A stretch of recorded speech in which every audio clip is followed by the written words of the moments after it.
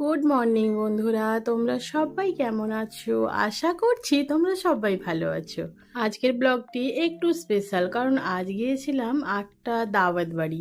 তো সেইখানে কি কি খেলাম, কিরমভাবে আমাদের আপ্যায়ন হলো, সবটাই তোমাদের সঙ্গে আমি শেয়ার করবো এই ভিডিওর মধ্যে। ভিডিওটি কিন্তু শেষ পর্যন্ত দেখার অনুরোধ রইল তোমাদের কাছে, যদি জানতে চাও যে আমি কিভাবে সারাটা দিন কাটালাম।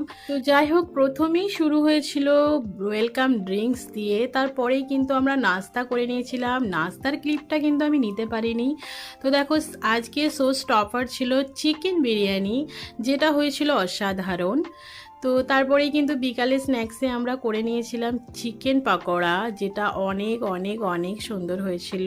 সন্ধ্যার সময় কিন্তু একটু স্ন্যাক্স সকলেরই প্রয়োজন হয়ে থাকে, বিশেষ করে শীতের বড় সন্ধ্যায়, তাই না?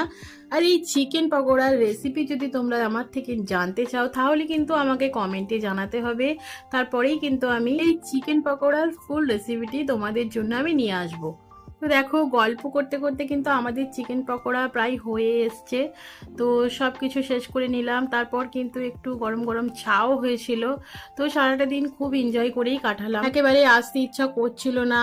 তো খুবই কষ্টের সঙ্গে এসেছি, কারণ দাওয়াত বাড়ি তো দাওয়াত বাড়ি, ওটা তো আর বাড়ি না যে থেকে যাব। তো যাই হোক, আমরা কিন্তু খুব এনজয় করেছি। যখনই আমরা একসঙ্গে হই, মানে পুরনো সব ভুলে যাই, যেন মনে হয় একসঙ্গেই ছিলাম, বা এতটা দূরত্ব হয়তো ফিল হয় না, মানে এতটাই আমাদের ক্লোজেস্ট সম্পর্ক।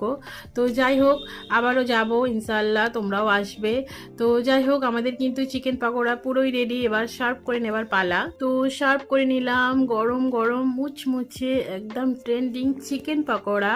তার সঙ্গে ছিল গরম গরম চা, যেটা একেবারে ধোঁয়া ওঠা চা। খুবই সুন্দর হয়েছিল চাটা, মানে একদম দোকানের থেকেও অসাধারণ চা হয়েছিল।